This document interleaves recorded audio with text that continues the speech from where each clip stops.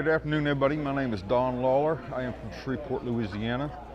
And today I'm going to show you how I mold spoon bodies for spoon flies. A lot of people have worried about this. They've struggled with it, said, how do I make a spoon body?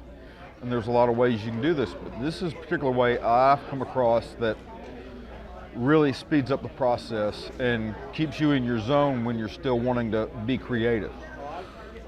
A lot of people would use mylar tubing, but I found using ribbon from a craft store. You can get, it widens your horizons with the variety of spoons you want to make.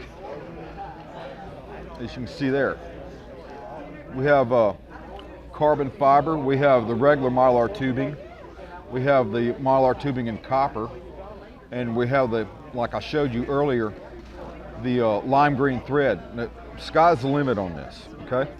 Now how do you get there? How do you get from this piece of ribbon to the finished product with a spoon shape? Well, I'm about to show you. Okay. First, get your epoxy.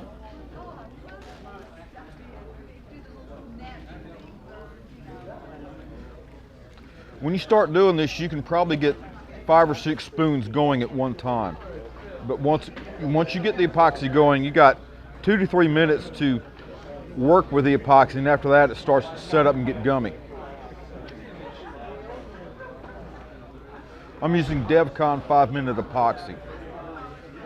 For me, it just seems like it's the most consistent product in regards to epoxies.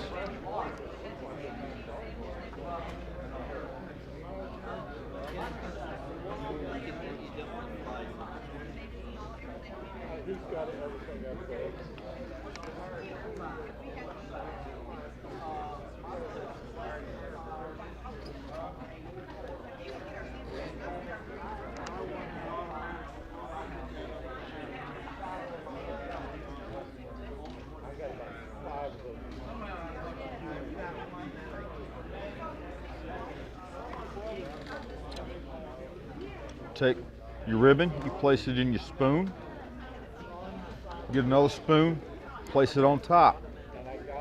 Now you clamp it down. And that clamp is going to force your epoxy that you have into your ribbon. It's going to saturate it. You're basically building a shell.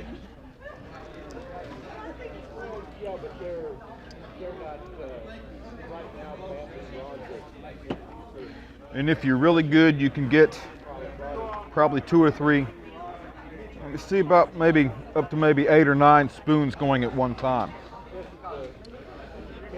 This technique is slightly different. I'm using on these 2 spoons here. And this is when you got a really thin substrate or it's something really fragile. Just smear it on there. It's already starting to set up on me. This is a dryer sheet. When you think about it, it's a lot like the roving they use when they're building boats, fiberglass boats. Put it together, you put your dryer sheet on the back, and it helps beef up your substrate.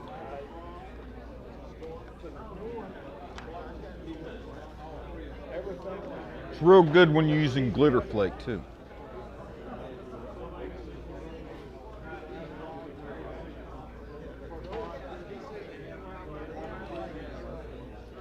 Put it together, get your clamp, and there you go. And you usually wait maybe 15-20 minutes, and after that, just what I set up earlier, the spoon is the type of plastic where the epoxy doesn't quite stick to it. I mean, when you brush it on there, yeah, of course it sticks, but when it starts to set up, there isn't a bond there between the plastic and the epoxy, and it pops right out. To make it come out, sometimes you got to give the spoon a little bit of a twist. You hear a slight cracking sound. And there you go, spoon shape. Here's one of the green ones I made earlier, right there.